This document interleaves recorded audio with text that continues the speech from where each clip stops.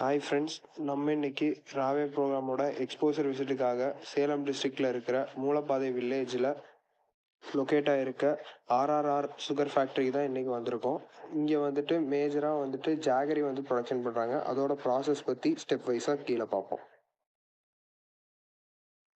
So jaggery ப்ரொடக்ஷனோட first step வந்து என்னென்னு பார்த்தோன்னா crushing and extraction of juice. First வந்துட்டு பார்த்தோன்னா நம்ம கரும்பை வந்துட்டு இந்த ரோலரில் விட்டு அதில் இருந்து நம்ம கரும்பு பால் வந்து எடுத்துக்குவோம். ஸோ அதில் கிடைக்கிற கரும்பாலை நம்ம ஒரு பைப் மூலிமா அந்த பாய்லருக்கு சென்ட் பண்ணுவோம். அப்புறம் வேஸ்ட்டாக இருக்கிற கரும்பு சக்கையை நம்ம பாய்லிங்க்கு வந்துட்டு பேர்னிங் மெட்டீரியலாக யூஸ் பண்ணிப்போம்.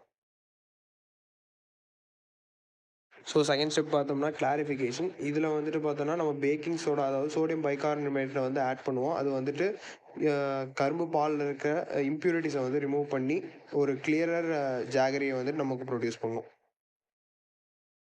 ஸோ இந்த கிளாரிஃபிகேஷனில் பேக்கிங் சோடா மட்டும் யூஸ் பண்ணாமல் இன்னும் சில வெஜிடபிள் ப்ராடக்ட்ஸ், அதுக்கப்புறம் வந்துட்டு ஹைட்ரோஸ், ஆலம், அதுக்கப்புறம் லைம் மாதிரி சில கெமிக்கல்ஸும் யூஸ் பண்ணுறாங்க.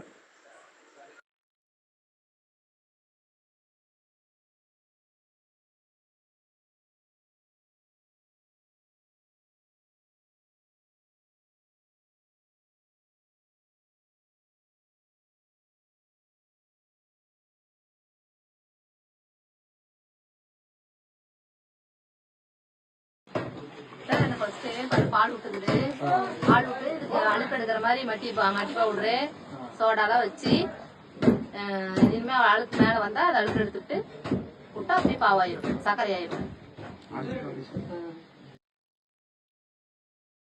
ஸோ அதுக்கப்புறம் தேர்ட் ஸ்டெப் என்னென்னு பார்த்தோன்னா பாய்லிங். அந்த கிளாரிஃபைட் ஜூஸை வந்துட்டு நம்ம ஒரு பேனில் வந்துட்டு வச்சு அதில் இருக்கிற வாட்டர் கண்டென்ட் எவாப்ரேட் ஆகிற வரையிலும் அதை வந்து பாயில் பண்ணணும்.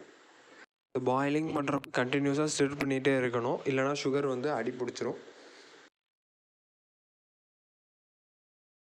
ஸோ அடுத்த ஸ்டெப் என்னென்னு பார்த்தோன்னா கிறிஸ்டலைசேஷன். இதில் வந்துட்டு நமக்கு தேவையான கன்சிஸ்டன்சி வந்ததுக்கப்புறம் அந்த சிரப்பை வந்துட்டு ஒரு மோல்டு இல்லை பேனில் வந்துட்டு யூஸ் பண்ணி கூல் பண்ணுவாங்க. அதுக்கப்புறம் சாலிடிஃபை ஆகிற வரையிலும் அதை வச்சுருப்பாங்க.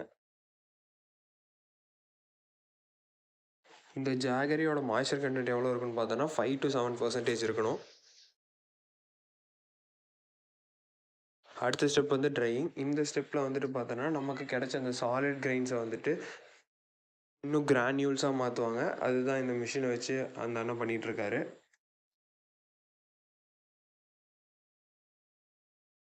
ஸோ இந்த கிரானியூல்ஸ் வந்து நல்ல பவுட்ரு ஃபார்மேட்டுக்கு ஆனதுக்கப்புறம் வந்துட்டு பார்த்தோன்னா இதை வந்துட்டு ஷேட் வந்துட்டு கொண்டு போவாங்க. அங்கே கொண்டு போய் இதை வந்து சீவ் பண்ணுவாங்க.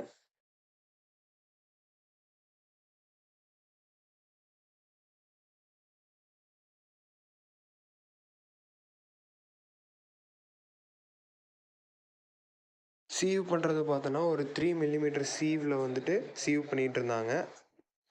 சீவ் பண்ண ஜாகரியை வந்துட்டு ஒரு 30 கிலோ பேக்கில் வந்துட்டு பேக் பண்ணிடுறாங்க. ஸோ இந்த சுகர் ஃபேக்ட்ரியிலேருந்து மேஜராக வந்து சேலம் அண்ட் ஈரோடு டிஸ்ட்ரிக்ட் வந்து ஜாகரி வந்துட்டு போயிட்டுருக்கு. இதுதான் ஜாகரி ப்ரொடக்ஷன்ஸோட எல்லா ஸ்டெப்ஸும். இது மாதிரி நிறைய இன்ஃபர்மேட்டிவ் கண்டென்ட்ஸுக்கு எங்கள் சேனலை வந்து சப்ஸ்கிரைப் பண்ணிக்கோங்க. தேங்க்யூ.